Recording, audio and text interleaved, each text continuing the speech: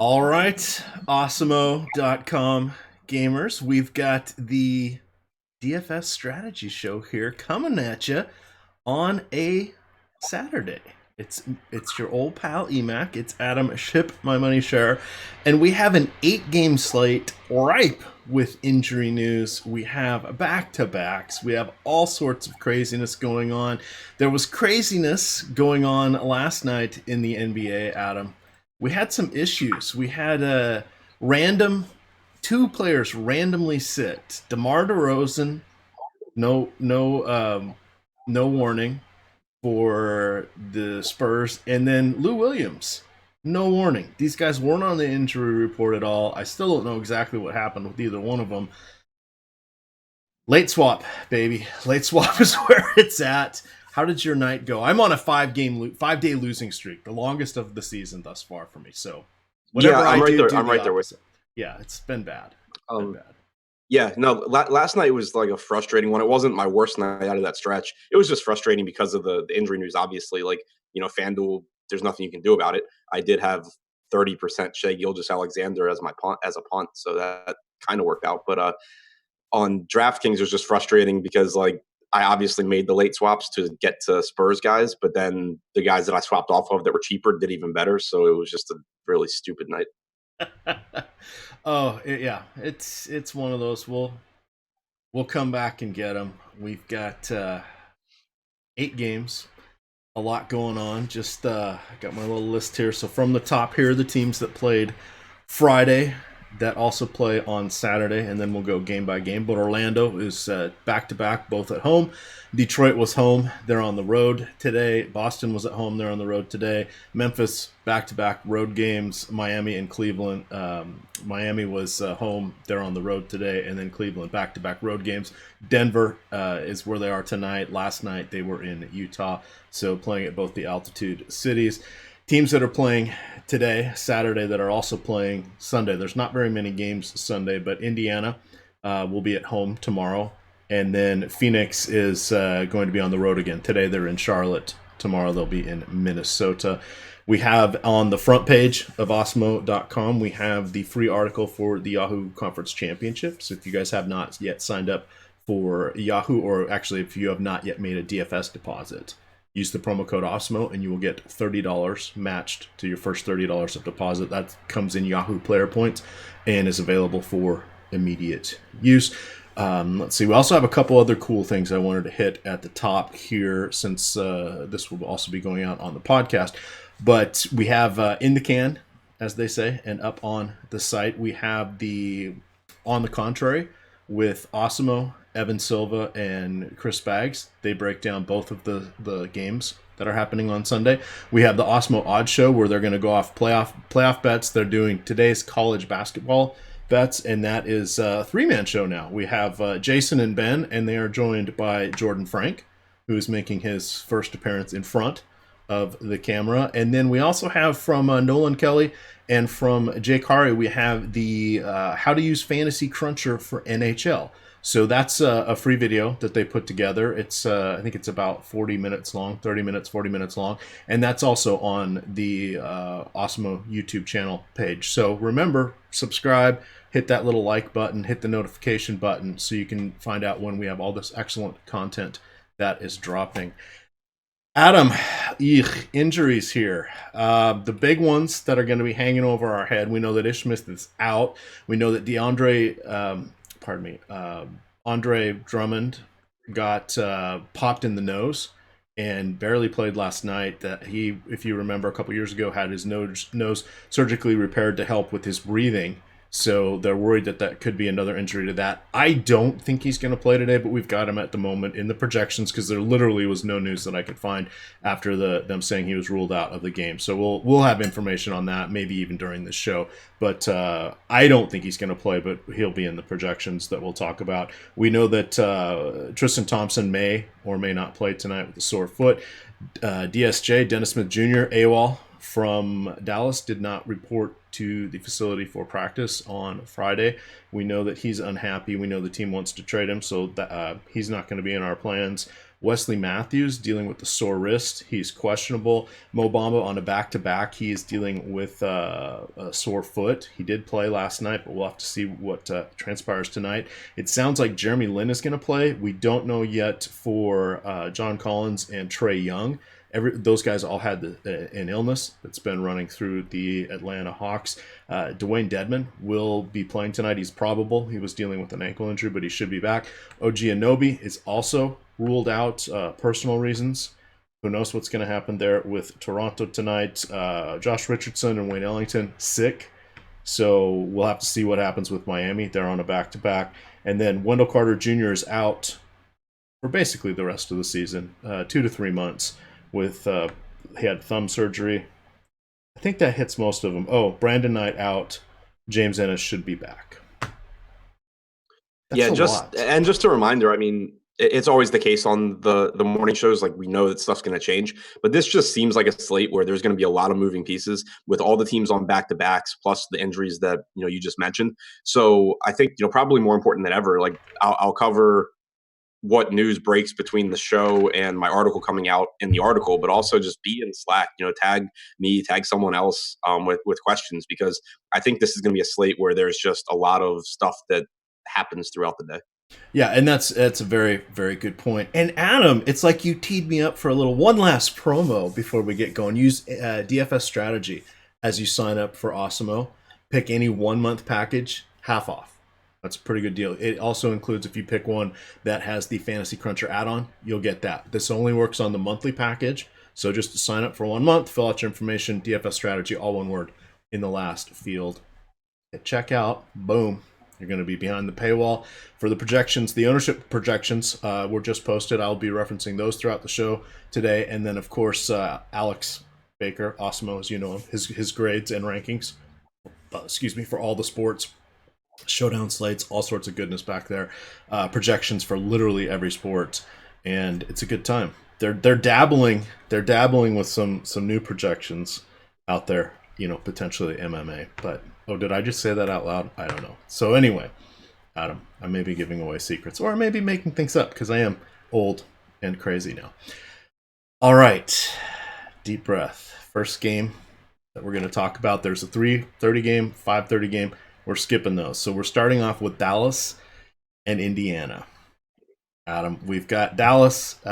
If Wesley Matthews is out, that's going to boost Brunson. That's going to put more offensive responsibility there for Harrison Barnes. We had a good laugh on the podcast because now the two players that I can never get right, and I just usually stop playing, Harrison Barnes and Thaddeus Young, going against each other in somewhat reasonable situations. Thaddeus Young has been outstanding over his last few games. I don't know what to do with this one. Let's start off here with Dallas. What do you have for us? Yeah, I mean, overall, a pretty unappealing game here, but I think, it really starts with Luka Doncic, who has been absolutely amazing, the whole season, but especially over the last month and a half or so. You see his assist percentage increase without Dennis Smith Jr. out there. His usage rate's been up well over 30%. You're looking at, 34 to 36 minutes from him. It's a tough matchup against Indiana, but he's just so good, and the price tag's still reasonable. So, I really like him.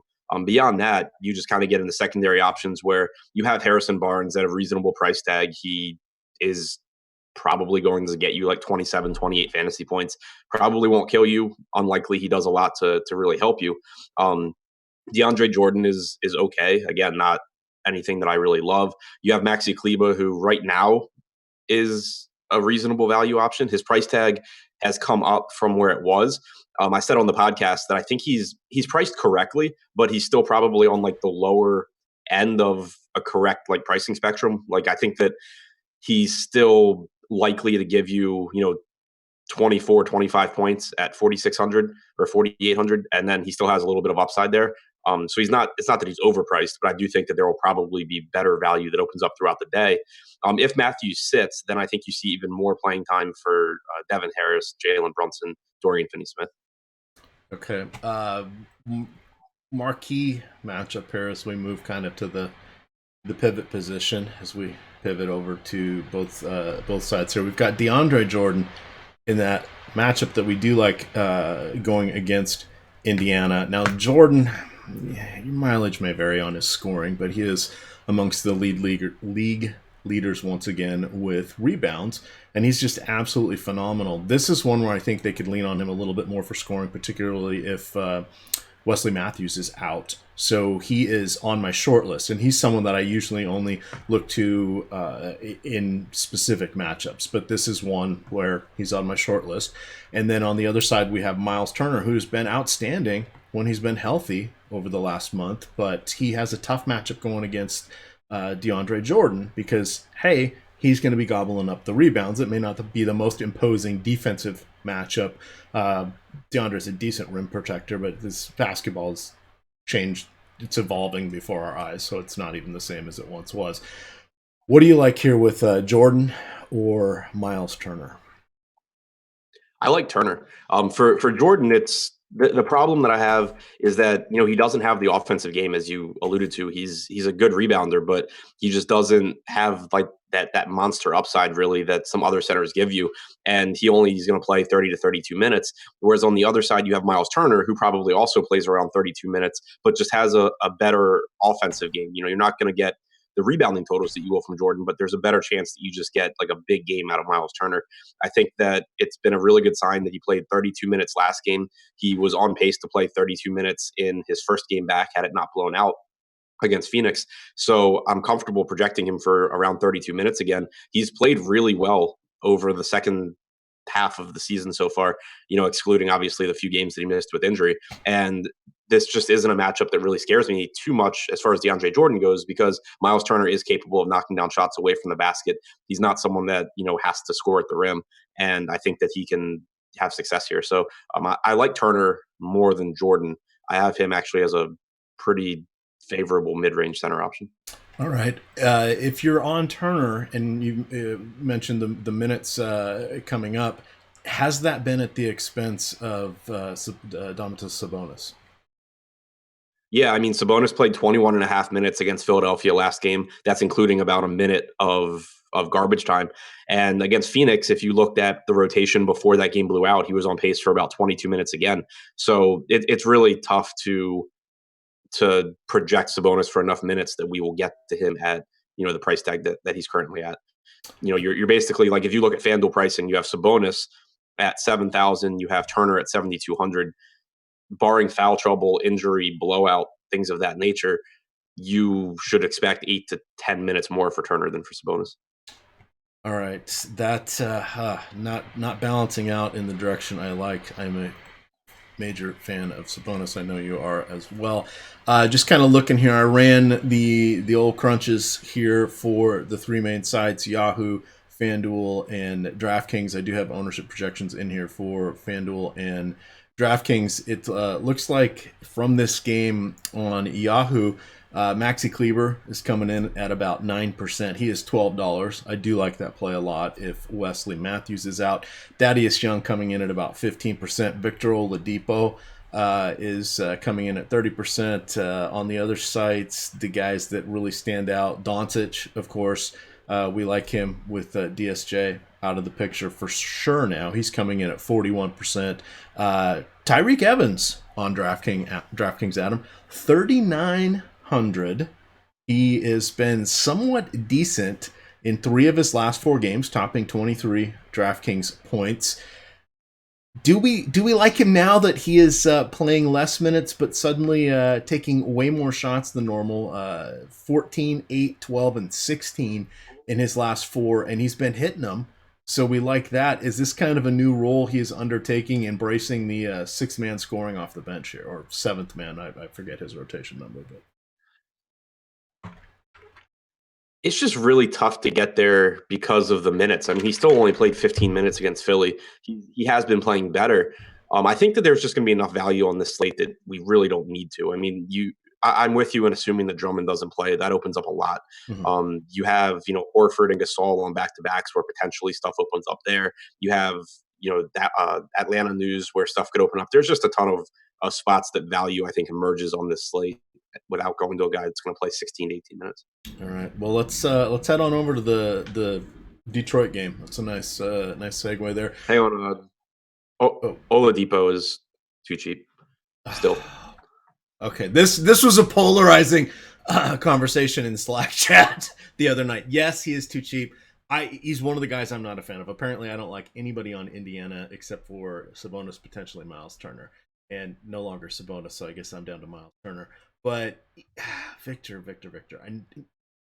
He's just been so frustrating this season. I see someone in the YouTube chat is mentioning Wesley Matthews. Wesley Matthews is not the lockdown defender he once was. I think, what is he now, 32, 33? He is annoying, harassing, plays a boatload of minutes, going to make you work for it, but the game is changing rapidly, so I don't think he's really going to shut anybody down, particularly a much younger Victor Oladipo. Sell the crowd, set me straight on Victor. Yeah, I mean it's really just a numbers thing and a price thing. Like there's no question that he's been less productive since coming back from injury. Defenses are attacking him differently. They're scheming to basically keep Oladipo from beating them, and he hasn't really adjusted to be the same player that he was before. You've seen his usage rate drop from 31.5% down to about 26%. You've seen his per minute production drop down pretty significantly, but the price tag's going with it. And in addition to that, if you look at ownership, I don't have our projected ownership in front of me right now, but if you look at Oladipo's ownership from the last couple of slates where he's been cheap, he's been 10 to 15% owned, and so it's not like you're talking about a guy who's getting 40% ownership in tournaments at it because of his price tag. Like people are still staying away from him because of his recent performances, but even if you factor in the new 26% usage rate and his new productivity, you get a guy who's underpriced at $7,300. You look at the Philadelphia game, he took 20 shots in that game. He actually had one of his highest usage rates since coming back from injury, and he has said that he feels fine. He said if he was injured, he wouldn't be playing. That he just needs to figure out how teams are attacking him defensively now. So I think that's a good sign. Also, he's had some games like Indiana's been involved in a lot of blowouts. So some of his unappealing, box scores, he also played, 6 to 8 minutes fewer than normal. So it's just the price tag, I think, is adjusted for his current role now.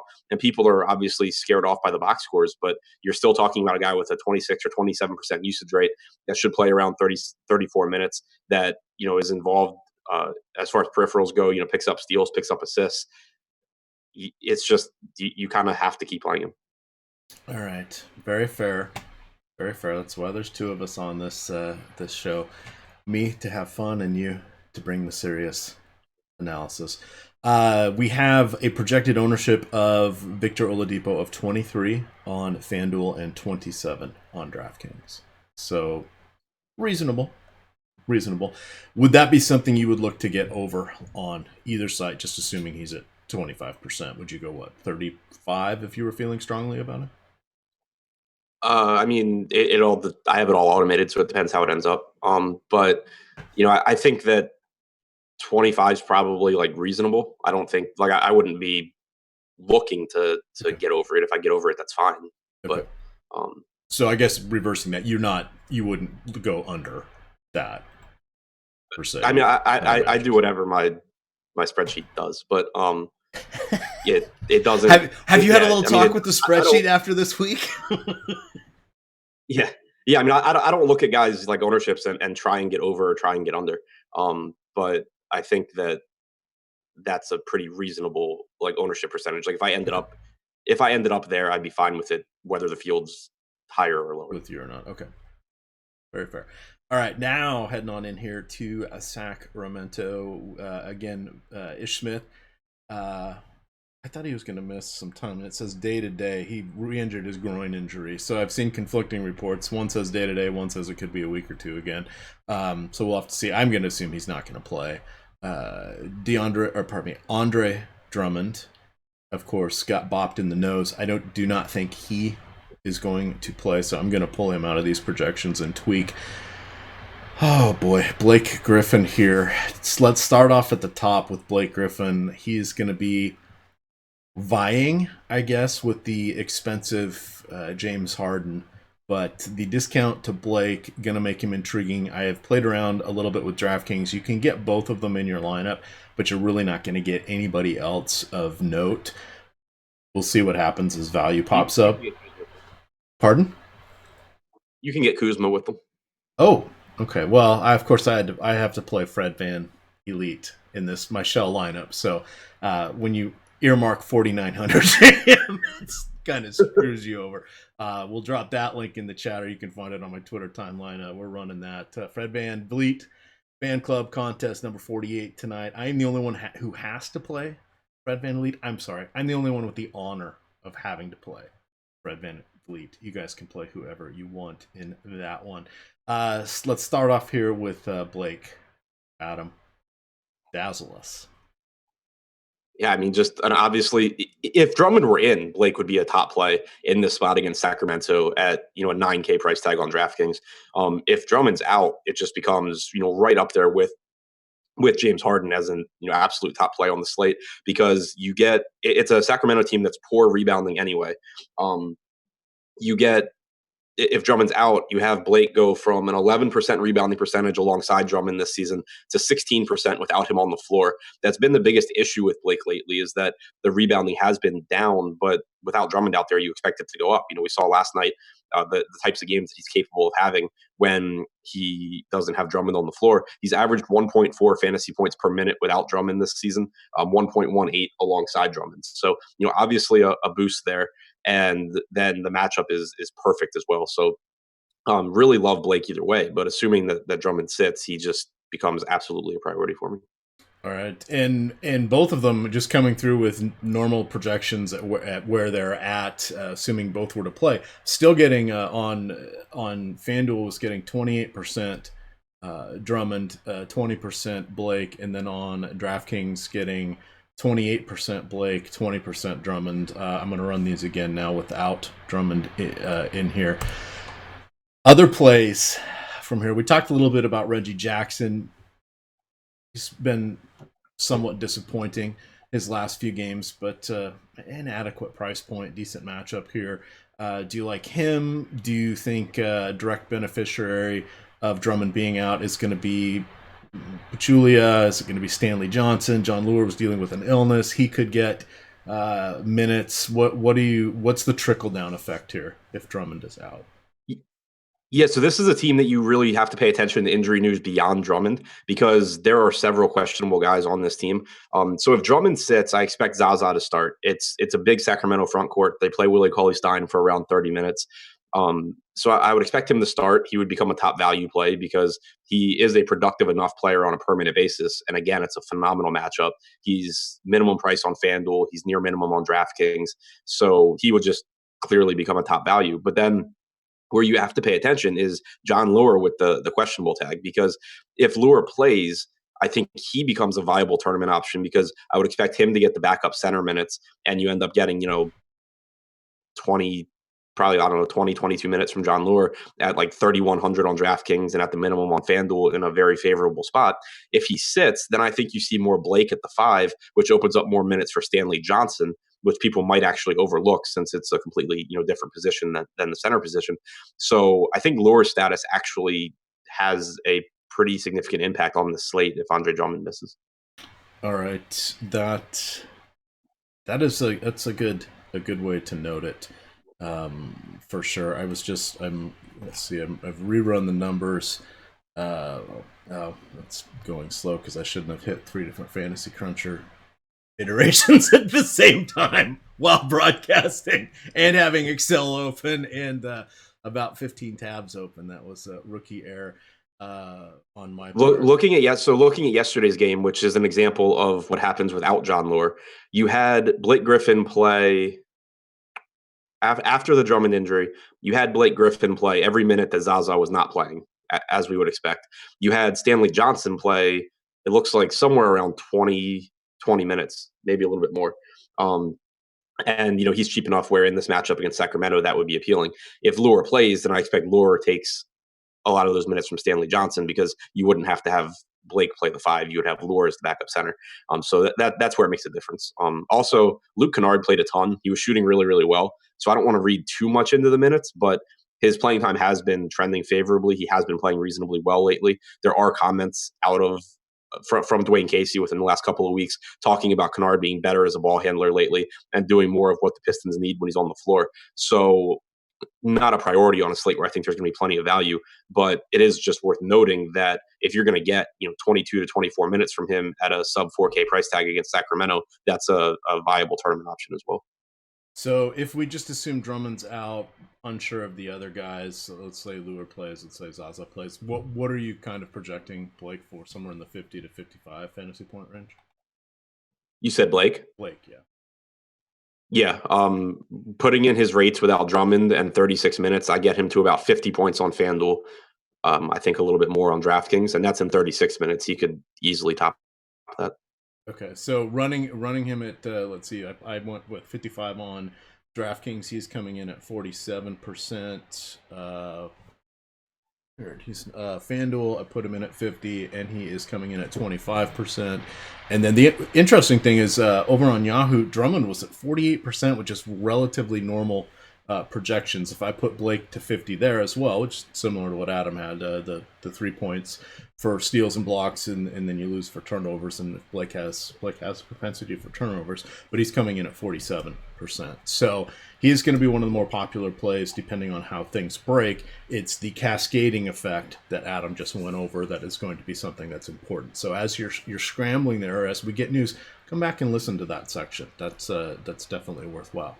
Anything else from the Pistons, or do you want to talk about DeMarcus Cousins' former team? So I mean, there's nothing else that's a priority for me from the Pistons, but it's just a team where if I'm playing 150 tournament lineups, mixing and matching these guys just makes a lot of sense, especially if Ish is out and Drummond's out, you kind of get short on bodies. So, I already mentioned Luke Kennard, but obviously you have Reggie Bullock playing 33, 34 minutes in a favorable spot. So it's such a good matchup for Detroit that beyond Blake, beyond Pachulia, I don't mind having a third, cheap guy in this lineup. They're in my lineups. Okay, that's fair. I was looking at some of the pace rates here over the last 30 days, and Sacramento's sliding just a little bit, but they're down to 7th now. And then let's see, where is Detroit? Detroit is 5th slowest, but we do like Sacramento. Been a little bit frustrating with the minutes not exactly consistent for some of their younger guys, and particularly De'Aaron Fox has seen his minutes go down because Yogi Ferrell's been getting some time. They're just mucking around. They're still hanging around a decent record, but we're starting to see some cracks here with Sacramento. Starting in the backcourt, Adam, do you like anybody in this matchup against a little bit slower of a game in Detroit? Yeah, much less appealing side for Sacramento here.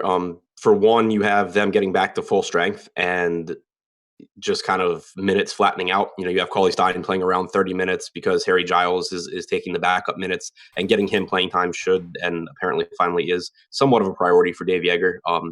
De'Aaron Fox kind of stuck around 32 minutes with Yogi Ferrell for whatever reason being in the rotation now. Bogdanovich gets in that 28 to 30 minute range, but everyone's healthy, and it just makes it really tough to prioritize anyone from this team.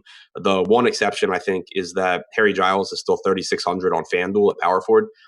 That's kind of the perfect play because you can drop him if he doesn't do well. He's over a point per minute guy. If Kawhi Stein gets in foul trouble or something weird happens and Giles happens to play like 23 or 24 minutes, you just end up with a really good play. If that doesn't happen, you drop him and it doesn't matter.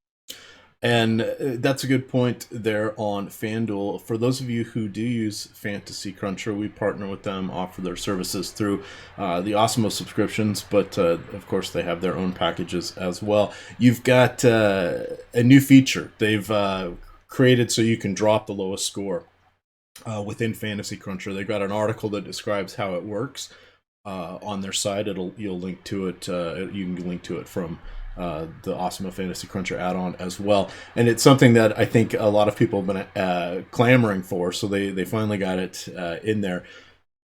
It's interesting. I was playing around with it a little bit this morning. I don't play very often on Yahoo or FanDuel. When I do, I usually just do 1 or 2 lineups, and I hand build them if I'm chasing overlay, but I found it to be kind of a fun thing, testing it and seeing how it works.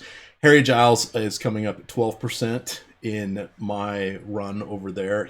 The field has him at 7%. So that stands out, as you did mention, Adam, there at 3,600 on FanDuel. The rest of the sites, you're getting a smattering, and by a smattering, I mean single digits for the various Sacramento Kings players. You're right. The minutes, there's no, and we have no questionable news. We have no lingering injuries. We don't know if anybody's sick, but nobody's missed games, shoot-arounds, etc. So this one is just, sadly, unless things change, I might have to just kind of cross that side off of this game. Ready to head along to our next one here. Milwaukee, Orlando. Fun little battle here against Eastern Conference rivals. We've got Evan Fournier running in at 37%. The field is at 24%. I've got Jonathan Isaac at 34% on DraftKings. The field is at 32%. Adam, you had some success there with that duo over the last couple of weeks, of course, overshadowed from a myriad of other issues. But how are you feeling about Orlando in this matchup against the Bucks? I mean, tough matchup as far as the Bucks defensively. Obviously, a good team. Pace up spot for Orlando, though, which is nice. The one thing that really stands out is Vooch's price tag on DraftKings at 8,600. It's not the best matchup, but he's just such a good offensive player. He is on a back-to-back, so that isn't perfect. But, just such a good offensive player. He's doing everything for this team, from rebounding to picking up assists to obviously to scoring.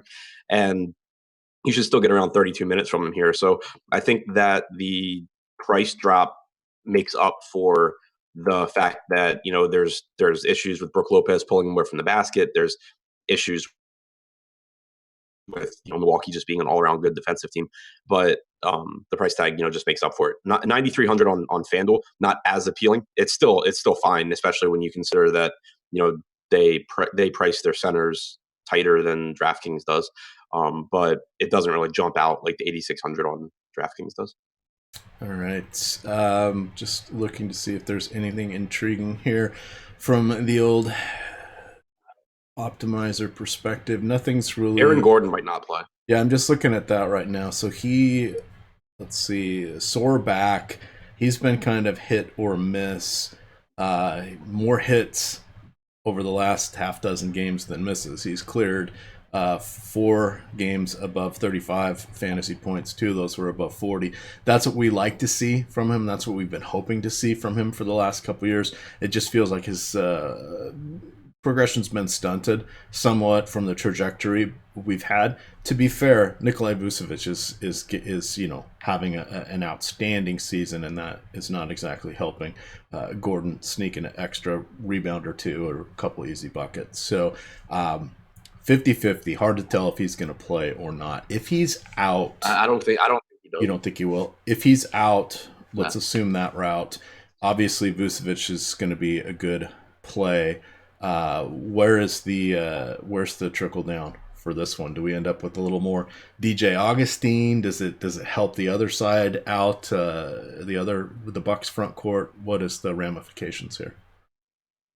Yeah, so from the Orlando side, there's nothing like great that opens up. It's not like an Andre Drummond situation because, I think you'll see a little bit more playing time for Jonathan Isaac. He's just not the most productive player on a permanent basis. If you look at him this season, he's played 189 minutes alongside Vooch and Fournier without Aaron Gordon. He's averaged 0.8 fantasy points per minute. It makes him a good point per dollar play at 3,700. There are obviously plenty of guys on Milwaukee for Isaac to defend. Like, I think he plays north of 30 minutes here, especially if Gordon's out.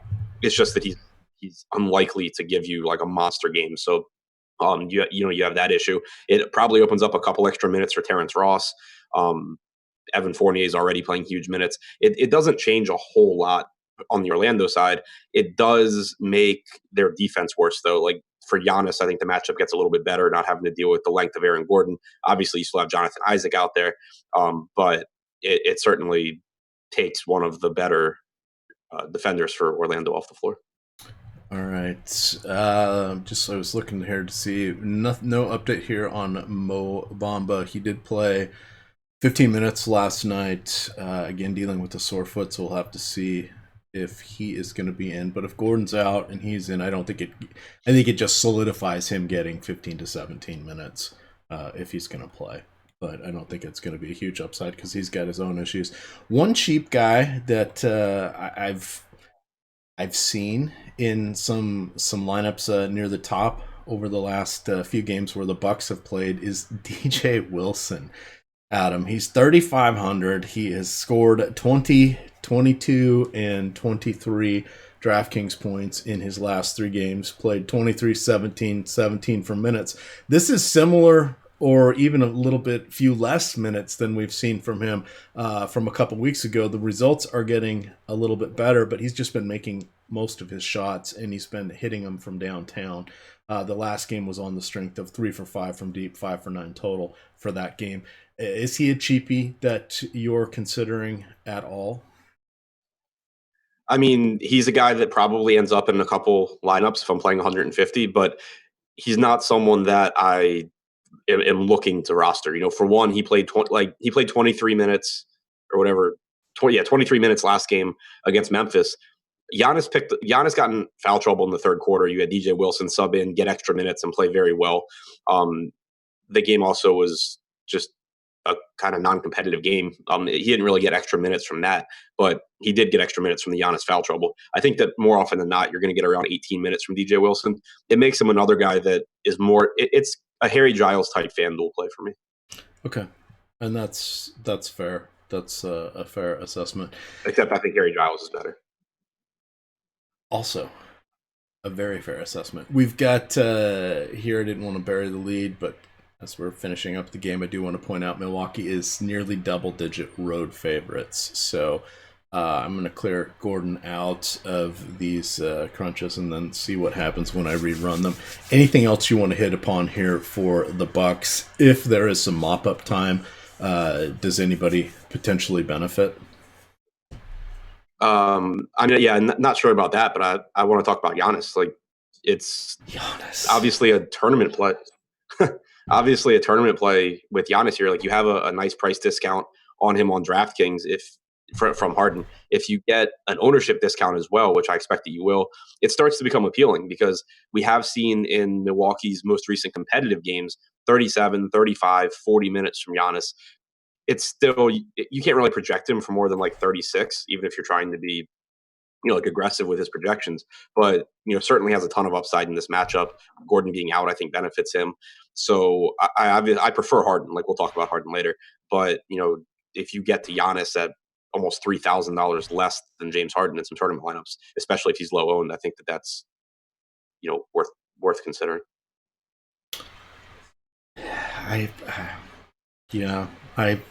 I'm more fixated for Blake, which is an indicator. Oh yeah, since I'm kind of the fish, as Seth likes to say.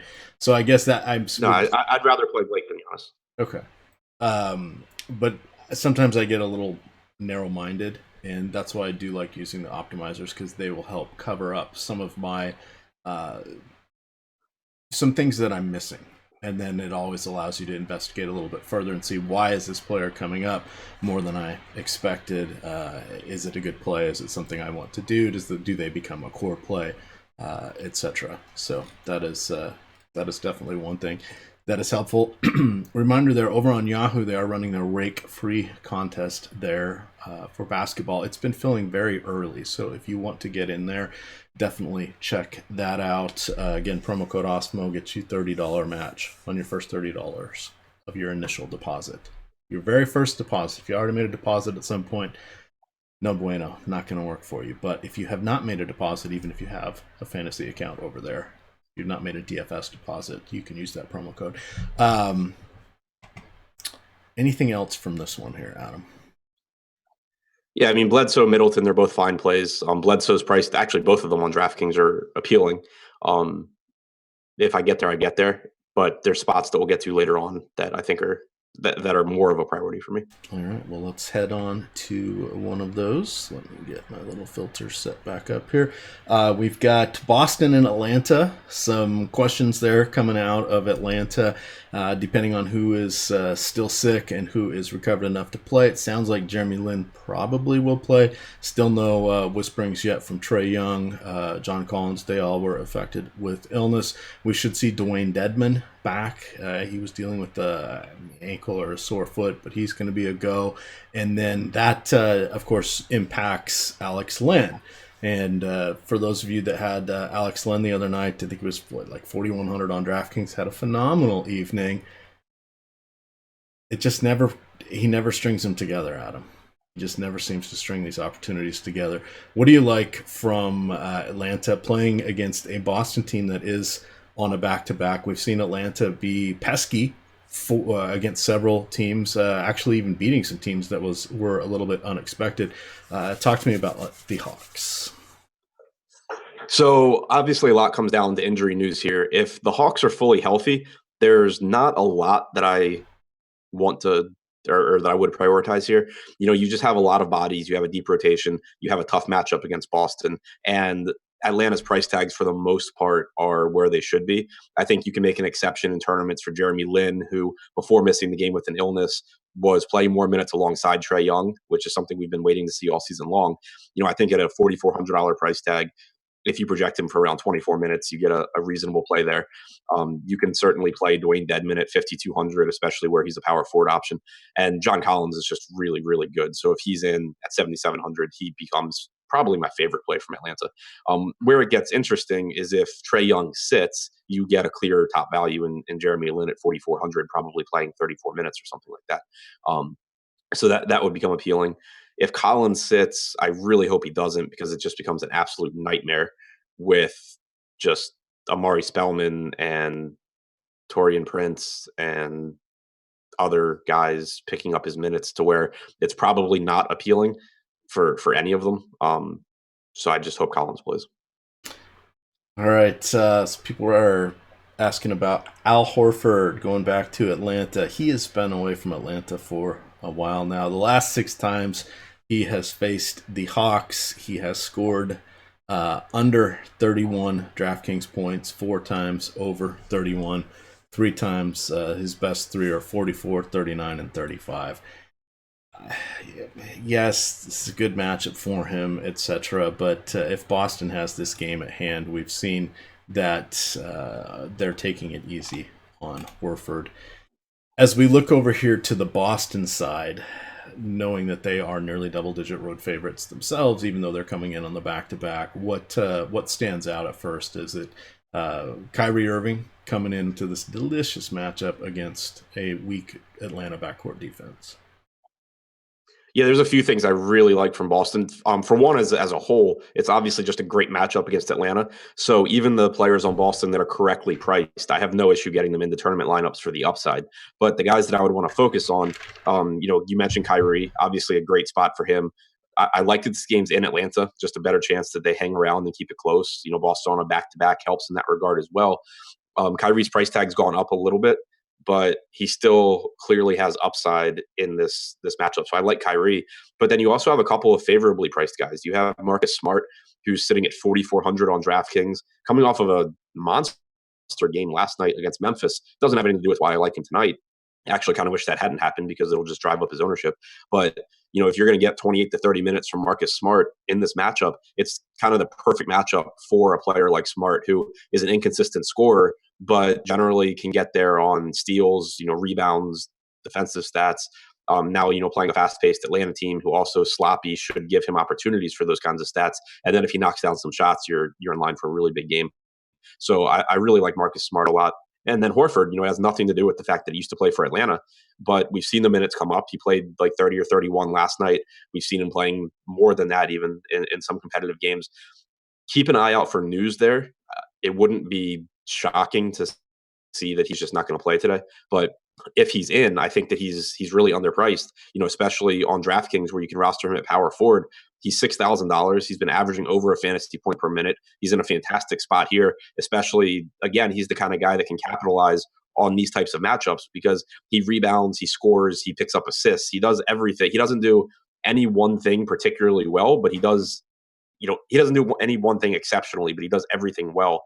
And Atlanta, will allow him to be more efficient on the potential assists. They'll allow him more rebounds. They'll allow him to be a more efficient scorer. And suddenly you're looking at, potentially, like a 15-8-7 line or something like that from Horford. So if he's in, he's a really good play, I think, especially on DraftKings. Beyond that, guys like Hayward, Tatum, Jaylen Brown, it's just a great matchup for all of them. So if they end up in some tournament lineups, that's fine. Marcus Morris as well. But the guys I'd be prioritizing are Kyrie, Horford, and Smart. Okay. That's very solid analysis there, Adam. Hey, little break here. Let Adam get a drink of coffee, kick back, relax. That means I'm going to be selling something. Hey, we've got Thrive Fantasy. We've done a little partnership with them. I'm going to drop that link in chat. It's bit.ly/Osmo to download their app. That'll take you to their site. It's a secure download for your, what do we call those? iPhones or non-iPhones, Droids, I guess. I only have an iPhone. I'm not allowed to go use more technology than needed. But on your first deposit, if you put in $10, they'll match it with 10. You put in 100, they'll give you 20. You put in 200, they'll give you 50. That's immediate use dollars. Definitely worthwhile. You want to check it out. They are a player prop contest site. They give you 20 questions. You choose 10 of them, and then it's either or, and then you get points.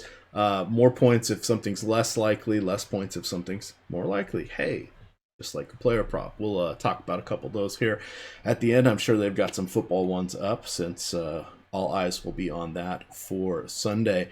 A couple of injury updates here. Joakim Noah, personal, not going to play. Saturday, Aaron Gordon, this update came out 25 minutes ago, listed as questionable. He said his back locked up, felt similar to the issue he had back in November when he had to miss a game. So that's probably looking unlikely. And then shout out to my buddy Dean Shavelson, Dean78904, if you want to get all technical. He had done a little Twitter thing last night. This is the first one I saw, but I'm sure some people talked about it. But other than him, but he said, "What do we do for Narrative Street with the movie Glass coming out and Anthony Davis playing?" Well, Anthony Davis did his part, sprained his finger. He's going to be out for a week or two, left index finger. But that is just apropos, Adam. It's like the stars aligned for that to happen. Yeah, that's perfect. Also, like, he's right-handed. Yes. Why is he missing 2 weeks? Because he sprained the finger on his non-dominant hand. We'll see. He was holding it. It happened, and then he was holding it, and then he went over to the bench, and then he stayed in the game, but then he was holding it and shaking it. So that was a lot of effort. So he's going to have to hold it and shake it some more before it'll feel better. But just... No, that's fine. Pels will be fun to play for a couple weeks. Yes, well, we've got Julius Randle. We will have Mirotic. We know that Drew Holiday's going to step up in there. Perhaps this gets Elf some more usage, and we get one of his little vaunted mini triple doubles. That'll be fun. They're not on this slate, but I got a good chuckle when I saw this injury update. So, just perfect, just perfect. Shall we talk Memphis and Toronto? That was sort of the transition there with Joakim Noah being out. Looking at Toronto, they were going to rest. I think I'd actually rather listen to you sell stuff.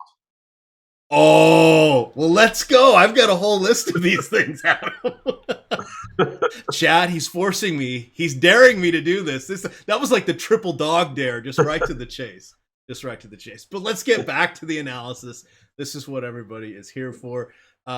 Memphis and Toronto. Back-to-back here for Memphis. Both games on the road, heading up north of the border here. We're at that stage of the year where it gets very, very nerve-wracking wanting to play Mike Conley and Marc Gasol on back-to-backs, particularly road back-to-backs, but their prices, Adam. The prices are very nice.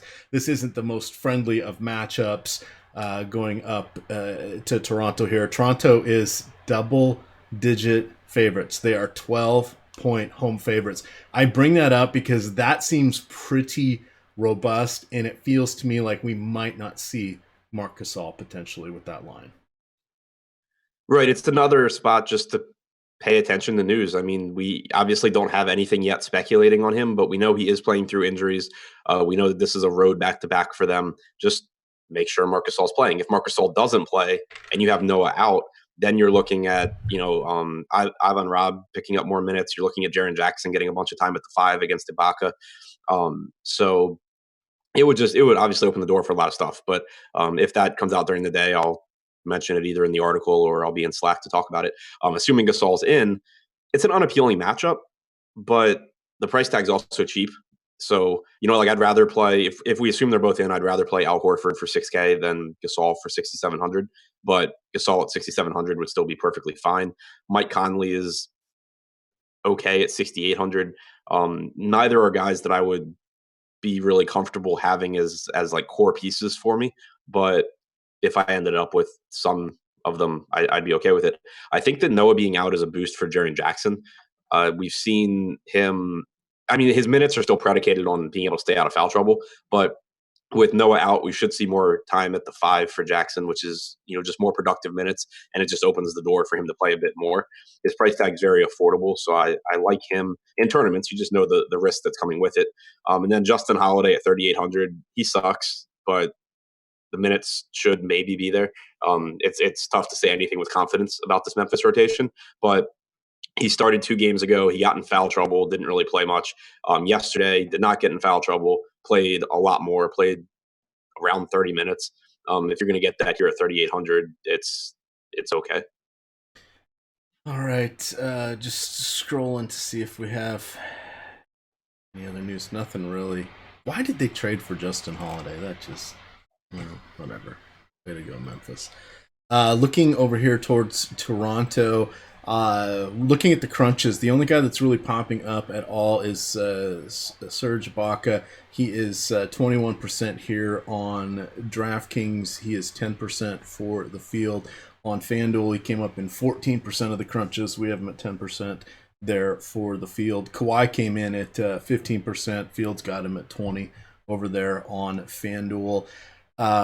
With assuming everybody's going to be healthy here for Toronto, or does Kyle Lowry maybe get a rest day with this if Gasol's out? Do you think there'll be any moving parts like that?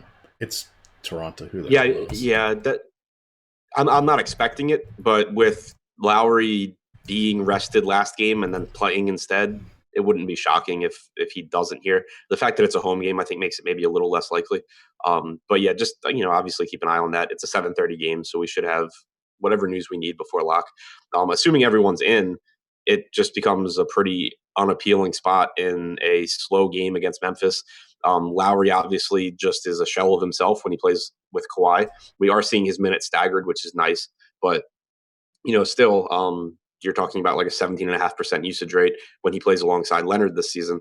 So the price tag is fair, but there's just better plays. I think Kawhi is expensive on FanDuel. I don't really want to get there. 9,200 on DraftKings, I think, is okay in a vacuum. But then you like compare it to guys like Blake at 9,000, who I think is just head and shoulders better as a fantasy play. Obviously, you compare it to like Vooch, who's $600 less, and you start to not be able to prioritize him either. So assuming everyone's in here, it just becomes really a team that I'm not interested in. All right, I'm laughing at him because you said Head and Shoulders, and all I could think of was the old commercial, Head and Shoulders. Do you have flakes? Do you have flakes? You should use Head and Shoulders, the anti-dandruff shampoo. There you go. I can promote stuff that's not even ours. I'm looking. It's a reference that I actually got. There we go. There we go. The small victories. Small victories is where we're starting here. Boy, they really did need Kyle Lowry in that game. I don't think if he hadn't played, he probably Toronto may not have won. No. Did you see the last bucket of that game though? Pascal Siakam isolation, like taking Miles Bridges off the dribble and getting the left-handed layup to win it. No, I did not. That is he's just so good. Yeah, he's now my favorite Cameroonian. Apologies to Joel Embiid and the original Luke Richard Mbamute, the original favorite Cameroonian.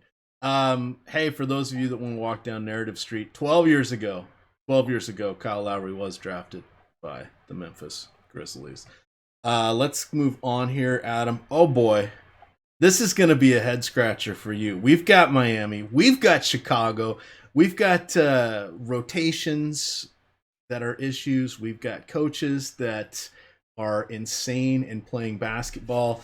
Feels like Patrick Ewing and Charles Oakley are down there pounding the ball, bumping their ass, turning around and getting a layup. That's what's God only knows. My apologies to all Chicago fans. This is not the style of ball you want to play with the particular personnel that you have at all. This is or any personnel. Yeah, it's going to stunt the growth of Lauri Markkanen. It's really not going to help Jabari Parker.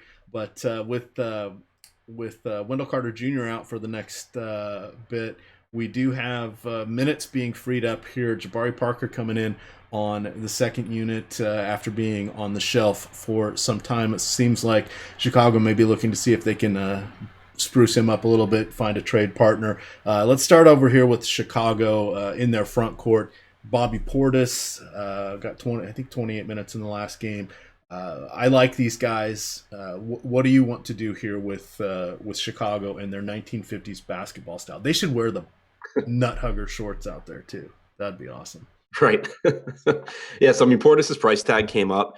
He's not the 50% owned guy that he was last game against Denver, but I think he's still a good play. I mean, he's a greater than point per minute guy, or right around, slightly greater than point per minute guy. He got blowout run against Denver, which is important when you talk about this Chicago team. Not that you expect this game to blow out. I expect this game to just be a shit show and be close. But Chicago's just so bad that it doesn't hurt that we saw Portis get blowout run. I think you get 28 minutes again. He's perfectly reasonable play. I think he's actually cheaper on FanDuel than he is on DraftKings, which is nice.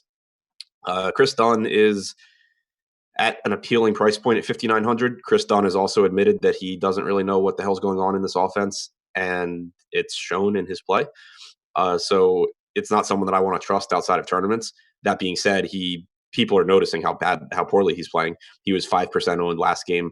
It didn't work out, but when you get someone that has the talent that Dunn has at this price tag and at that level of ownership, being somewhat overweight on that in tournaments, I think is still fine. Not an appealing matchup. Not no reason to think that he figured out overnight how to play in this stupid offense. So Markkanen, I guess, would be like my favorite guy, just because, well, other than Portis, but even that, it's not super appealing. The price tag jumped $500 on DraftKings. It's a really, really unappealing game overall. For 3,700 on DraftKings, look at this price over here on FanDuel. What do you think about Hutchison? I just think there's going to be better value. He's just not a guy that does anything. The minutes have been there for him, but he just doesn't do anything. All right, he's average. Go ahead. He's played 765 minutes this season. He's averaged 0.61 DraftKings points per minute. Yikes. And to put that in context, like, you never really see anyone below like 0.6. It's not like there are some people out there averaging 0.3 or something. Dorian Finney-Smith is saying, yes!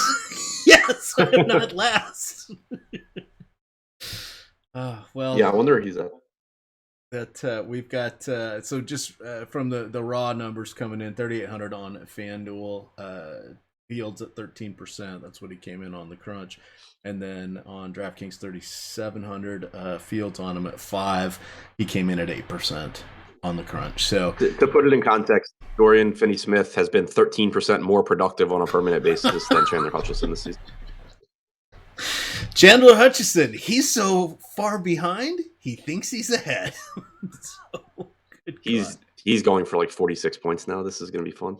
Oh, yeah, feel free to at me. That's fine. Looking to the other side here, Hassan Whiteside torpedoed most of my draft lineups. I had him on 4 of my 6. Somehow he played 19 minutes and got eight foul shots. Didn't make a single one, Adam. 0 for 8 from the line. Just abysmal. Does this earn him a night off to get his head right? Do you think? I don't know. He got in early foul trouble, but then he didn't close the game either. Obviously, being unable to make free throws doesn't help.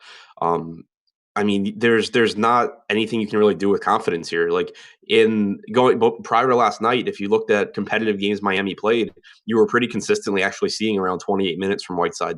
But then, last night in a competitive game, Adebayo just played the entire fourth quarter, which isn't unheard of. It is a nice matchup against the Chicago front court. So I have some tournament interest in Whiteside, but just don't really want to get carried away with it because there's just so much risk. Yeah, and perhaps it didn't help Whiteside's cause that Drummond was out, so that's why they went. Who knows? Just Yeah, I mean it is a better matchup there. yeah, just But I mean Zaza played most of the game, so Whiteside could have easily handled it. I am looking. The only guy that's coming up here is Josh Richardson's coming in at 10%, assuming he plays. That's on FanDuel. Tyler Johnson, who drew the start with all the walking wounded there, he's coming in at 8%. Fields looking like he's at 15%. Do we need to spend any more time here on this game? Not really. I mean, if Richardson's out, Johnson's appealing. If Richardson's in, Johnson's not appealing. Winslow, I think, is fine either way. He has played really well as the starting point guard. We're seeing usage rate up 23 or 24%. We're seeing assists. He should play probably 32 to 34 minutes, maybe a couple more if Richardson sits. But this is also a game with a 206 total, so I don't want to overstate these guys as like phenomenal plays or something. All right. Well, we got two more games. We've got at least one of them is going to be exciting. It's the marquee matchup here. The Los Angeles Lakers going into Houston to take on the Rockets. Rockets are home favorites by 7. We've got a 226.5 over under here. Let me see. I closed the wrong page. We know that Chris Paul is going to be back in a week or so. Is what they're saying. We've got James Harden handling everything on his own. Capella's out. Let's see. Brandon Knight is out. Sore knee is continuing to hurt him. James Ennis should be back. That's going to be somewhat interesting to see what happens with their center play here. So let's start off with the Lakers. What about Zubac? Is this a better matchup for him going against the smaller centers, the PJ Tuckers of the world for Houston? Yeah, so this is another spot where I wouldn't be surprised to see some news today. We saw Tyson Chandler replace JaVale McGee in the starting lineup a couple of games ago. In their last game against Oklahoma City, Zubac played absolutely amazing. He played overtime. He ended up getting 28 minutes, including those 5 minutes. But he closed in a competitive game, played the entire fourth quarter, played like the entire last 14 minutes of the game or 15 minutes of the game. Really held his own against Steven Adams. Just looked very, very good. It wouldn't be shocking to see him jump into the starting lineup here. If he doesn't, I still don't think it would be surprising to see him get another, legitimate opportunity off the bench in a matchup that whoever plays center for the Lakers should do well in. I hope it's him because I think that he's obviously just a more productive fantasy player than Tyson Chandler is. But I think that going to Zubac here, it's risky, especially if he's coming off the bench because they do have Chandler, they have McGee, they have Kuzma that can play the 5. Like that wouldn't be surprising to just see the Lakers play more small ball here. So there's a lot of volatility with his minutes, but he should just absolutely eat during whatever minutes he is on the floor. So it's an example of a player who you're not chasing points just because he had a good game last game. It's more that you're speculating that maybe he continues to see increased run because we've seen Luke Walton experimenting with different lineups. If he is projected for really high ownership, it's the kind of guy that you can kind of look to get away from the field because there is so much volatility. But if he's not projected for high ownership, then he's the kind of guy that can win you a tournament at low ownership if things break your way. Hey, Adam, things may have broken my way here. I redid my shell lineup. So I do have Harden, Griffin, and Doncic now. Still managing to keep Fred VanVleet because I have to play him in this one. But I ended up with Zubac, Hutchison, DJ Wilson, and Daniel Tice. We'll talk after the show because I'm going to need to find some better plays than this. And of course, you do have just switch those guys to guys on the Pistons. Yeah, I think that's what I'm gonna need to do once news comes out from there. Because, well, blowout run Daniel Tice. I mean, maybe. I mean, he played 2 minutes in the last game, but he's played mid-teens the few before that. Yeah, I can't do. All right. Well, yeah, Baines was out. Yes. I'm gonna share this link. 10 more spots. It's just $1. I'm the only one that has to play Fred VanVleet. This is a lot of fun. We get riled up in the Slack chat about it. I become the pinata for the evening. I'm used to it. We got this. Kuzma, outstanding option. Ingram, let's see. Lonzo Ball, I do like this matchup. He's been playing very well, contributing across the board. Been taking some shots at him. Been taking some shots. Read a nice little piece about him that he's taking more shots, but he's not getting to line where he hurts people, and he's been doing a lot more off-ball movement, which has helped things out. You're a big fan of his. How do you like him in this matchup tonight? I think he's okay. He's not going to be a priority for me on this slate, but I think like obviously he should be a part of game stacks. Like he's a key part of this Lakers team. You should get 35 or 36 minutes out of him most likely. There's just he doesn't pop as like a great play for me as a standalone play. Like I would rather find the money for Kuzma or I'd rather save money for Brandon Ingram.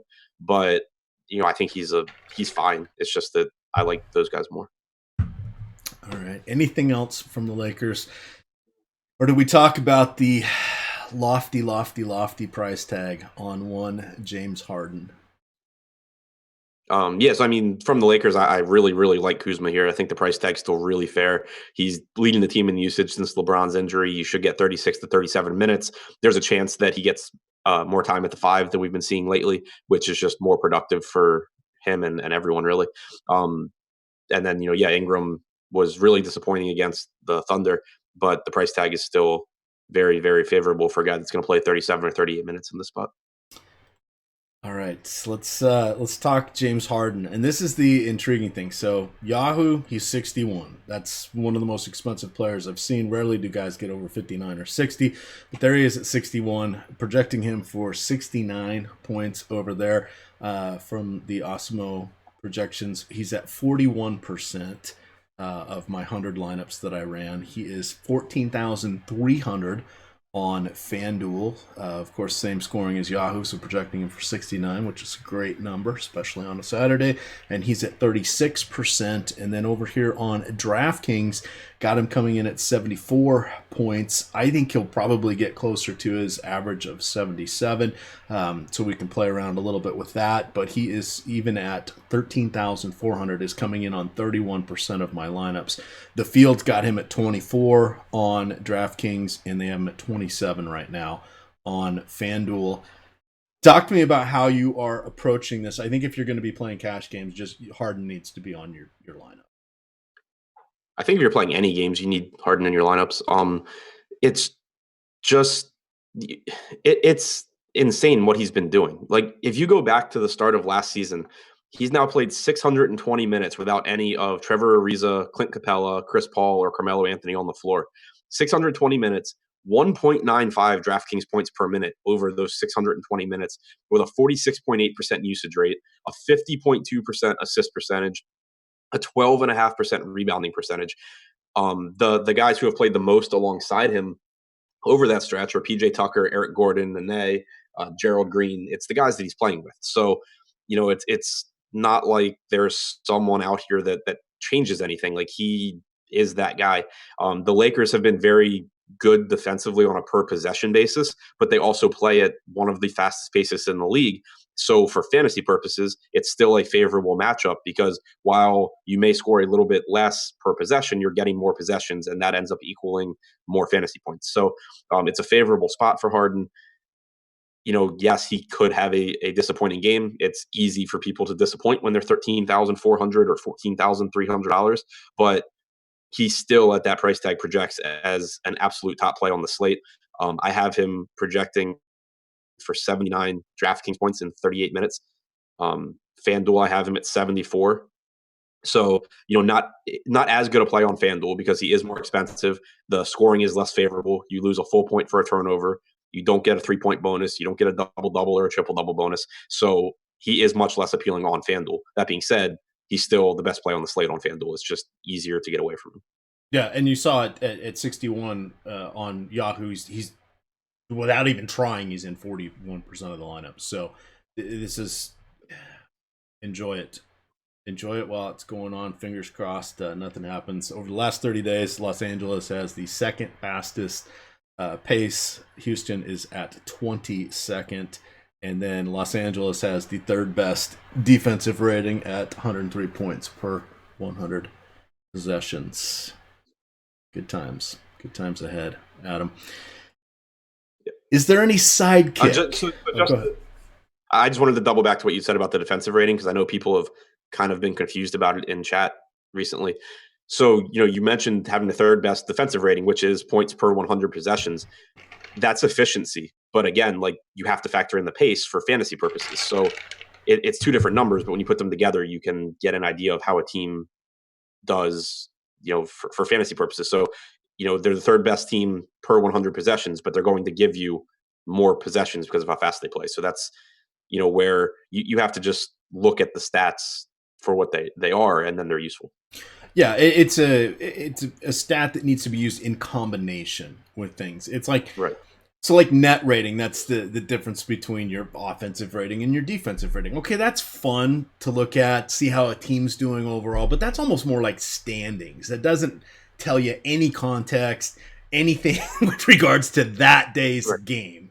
You got to look at all these other. Right, basically, like you have the Lakers ranked, third in defensive rating. If you took the team ranked like 20th and they played at the same pace as the Lakers, it would be a more favorable spot than the Lakers. But you take the Lakers pace and the points that they're allowing per 100 possessions, and you're still in a better spot from a fantasy standpoint than if you're playing like, the 15th defensive rating, but they're the slowest team in the league. Okay, wow. Okay, and this is always fun to look at. So Houston, 23rd. They're allowing 112 points per 100 possessions. A couple ones that are really standing out. Second worst, the Denver Nuggets. I wouldn't have thought that at all, Adam, but over the last 30 days, they're allowing 115 points per 100 possessions. The worst team, Cleveland, 122. 7 points per game worse at that 100 possessions than the next worst team. Oh my God, Cleveland. Hey, Adam, we're almost going to talk about that game. That's going to be our nightcap. The two shittiest defenses going against each other over the last 30 days. Let's finish out the Rockets. Any of the also-rans here that you are considering, or the understudies, the James Harden and the Pips, if you will, to borrow the Gladys Knight analogy. Hopefully you've heard of Gladys Knight. But she's going to be doing the Super Bowl, I think. So you'll have to check that out. Adam, what else from the Rockets? So I think James Ennis is supposed to be back, right? Yes. Probable, been dealing with the sore calf, but all but assured that he's in. Yeah. And Gordon probable as well. I did not see that. Let me double check. Yes, probably. Okay. So they at least have bodies now. We did see James Nunnally play 24 minutes last game. I imagine those minutes, some combination of those minutes and the minutes Gary Clark played, go to James Ennis. Ennis isn't a guy that is super productive on a permanent basis. We haven't seen him play more than, I think, 20 minutes since coming back from injury. But without Daniel House, there's at least a path to potentially Ennis playing more, getting into like the 26, 28-minute range. He is 3,200 on DraftKings, so he'll probably end up in like a tournament lineup or something. But it's nothing you should feel good about. Hasn't played since the 14th, and hasn't played more than 20 minutes. So just mentioning that he gets back in there in some way, shape, or form. But you have Gerald Green, you have Austin Rivers, both as reasonable guys. PJ Tucker should play around 36 minutes, should get time at center, which is really nice, especially in a spot where he can take advantage of more rebounding opportunities. So none of these guys are priorities for me, but certainly don't mind mixing and matching them into some tournament lineups. All right, last game here. Reminder, we got all kinds of football content already posted. We have from the slot, we've got The free Yahoo Conference Championship article that is on the homepage. Just drop the link in there for chat. If you haven't made a deposit yet on Yahoo, use the promo code OSMO. You get $30 deposit match to your first $30. That comes in Yahoo player points, available for immediate use. We have On the Contrary with Alex Baker, Evan Silva, and Chris Fags breaking down all of the weekend action. We've got the Osmo Odds Show with Jason, Ben, and joined by Jordan Frank this week. That's going to be a 3-man booth going forward. They break down player props for Sunday's game, and they also cover college basketball betting. And then I think they were talking about doing a little more in-game golf wagering, since Jason and Ben are phenomenal with the old golf stuff. Adam, our nightcap, final game of the night. It's sitting out there by itself. It's a lonely game, but we may want some pieces from this one. Maybe. We have, as I mentioned, the two crappiest defenses out there. We have a 220 over-under. We have Denver 17-point home favorites. Cleveland on a back-to-back. They played in Utah last night. I guess we should probably start out with Ante Zizic, because he broke your heart in the fourth quarter by performing well. I was under the field, contributed to my poop-tastic night I had last night. Talk to me about Zizic on the back-to-back. Right, so waiting on Tristan Thompson news. I'm guessing Thompson plays. Otherwise, why the hell did they play Zizic the entire fourth quarter last night, like on a back-to-back, if Thompson wasn't just resting on the front half? If Thompson doesn't play, then obviously you get a excellent value play here at 4,600. Especially knowing that apparently he's going to just play garbage time, and we don't have to worry about it. So, if Thompson's out, then he's an excellent value option. If Thompson's in, then don't bother. Beyond that, though, if Thompson's in, then I don't mind having some Thompson in tournaments, just because he's really good. He's kind of like the only good player on this team. Still wouldn't go crazy with it, but outside of the center position, there's nothing that I find particularly appealing here. Jordan Clarkson, I guess, is okay. Colin Sexton's price tag at 4,400 is fine, but there's just other guys that I would rather prioritize. All right, I was just remembering back to J.R. Smith playing in Denver once upon a time. Speaking of former Denver players, J.R. Smith angling for a buyout. Cleveland wants to trade him. Houston, quote, aggressively pursuing a deal for Carmelo Anthony. I don't know who's going to take him. Wait, what? No, they're Houston is pursuing a trade partner aggressively to move Carmelo. Oh, okay. Yeah. Who's gonna? Sorry, it's not. You can't. Daryl Hall and John Oates said it best. No. I can't go for that. No can do. I can't go for that. Denver. I have heard Hall and Oates too. 2 for 2 on the show. There we go. Oh, I'm just gonna stop right there. That's it. We're going batting 1,000 here. I've lifted for a pinch hitter. Talking about Denver here, Jokic, yada yada, caveat, blowouts, yada yada. This feels like one where it's a fool's errand to go with Jokic, with Blake out there, with Harden being a priority. I'd rather play Giannis. What do you want to do here with Denver? Let's start with their front court.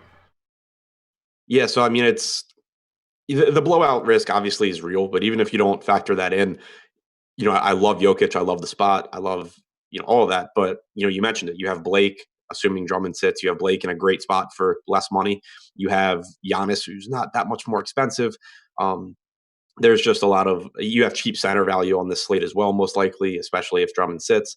So it just makes it so Jokic really isn't a priority for me roster construction wise, even if I project this game to be competitive.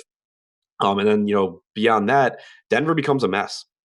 You have Gary Harris back. You have Will Barton, who missed last game with personal issues. I think supposed to be back, or at least questionable, potentially back. So the backcourt gets really messy. Jamal Murray played 29 minutes in a blowout last game. Once Barton's back, I think Murray probably plays around 32 minutes a night. So you're losing a couple of minutes off what he had been doing. You get Harris and Barton just kind of playing probably mid-20s in minutes. Harris played 24 and a half last game, so I think projecting him for 26, 28 here, makes sense. The one spot that I think actually is appealing and that I'll probably end up with a decent amount of in tournaments is Mason Plumlee, where he's a power forward on DraftKings at 4,300. Obviously, don't play him with Jokic. Really, I don't want to play him with anyone from Denver. It's just that I know because of how I'm going to be constructing my rosters tonight that I need players in this $4,000 range. And so it's not that I'm predicting this game to blow out. It's that I know I'm not really getting to the guys from Denver anyway. So why not kind of maximize my upside for my group of lineups that isn't getting to Denver anyway? Because if this game stays close, I'm kind of in trouble. So why not just take advantage of the fact that Plumlee could see 24 minutes here in a very favorable matchup at 4,300 and just kind of maximize my upside. So I'll be taking that approach. Even if Plumlee does play like 16 minutes, he can still not kill me at 4,300. If he plays more than that, he becomes a really good play. All right, coming in on the crunches, we've got Zizic about 40% on both FanDuel and DraftKings. Paul Millsap is number 2. He's about 20 on FanDuel. He's 13 on DraftKings. This is within the same range of what the field is looking like on there. The Zizic